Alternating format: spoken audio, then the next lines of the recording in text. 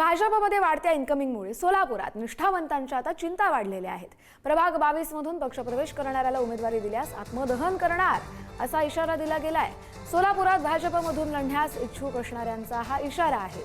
सोलापूर महापालिकेमध्ये प्रभाग 22 मधून सोलापूर दक्षिणचे आमदार सुभाष देशमुख यांनी 2 महिन्यांपूर्वी शीतल गायकवाड यांची उमेदवारी जाहीर केली होती। मात्र नुकत्याच काही दिवसांपूर्वी पालकमंत्री जयकुमार गोरे यांनी प्रभाग 22 मधील राष्ट्रवादी अजितदादा गटाचे उमेदवार किसन जाधव आणि नागेश गायकवाड यांना भाजपमध्ये प्रवेश दिला होता। किसन जाधव आणि नागेश गायकवाड यांच्या पक्षप्रवेशामुळे भाजपचे निष्ठावंत शीतल गायकवाड यांच्या चिंतेत भर पडली आहे।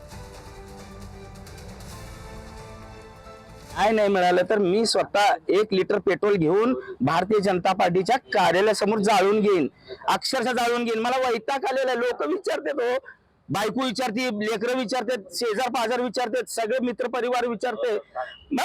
मी काय त्यांना सांगू, काय सांगू त्यांना मी जाऊन? तुला सारखं ढवळा लागले, सारखं ढवळाले, कधी भीती आली तर भीतीचं आम्ही धर्म निभवणार, त्या कार्यकर्त्याला सुद्धा माहिती आहे भीतीमध्ये शिवसेना असणार, भारतीय जनता पार्टी असणार। शिवसेनेचं अक्षरशः आम्ही 3 वेळा नगरसेवक आणलेला आहे, त्या नगरसेवकांना बी माहिती आहे आम्ही आणलेलं आहे।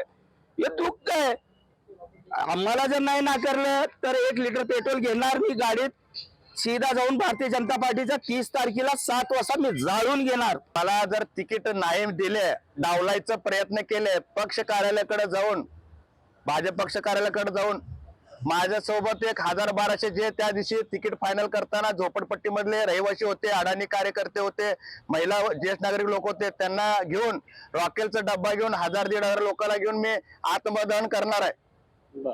आणि मला तिकीट पाहिजेत। मी जर तिकीट मिळालं तर मी निवडून किंवा निवडणुकीला उभारतो, जर मला तिकीट नाही मिळालं तर मी आत्मदहन करून मरतो तिथं भाजप कार्यालयाकडे।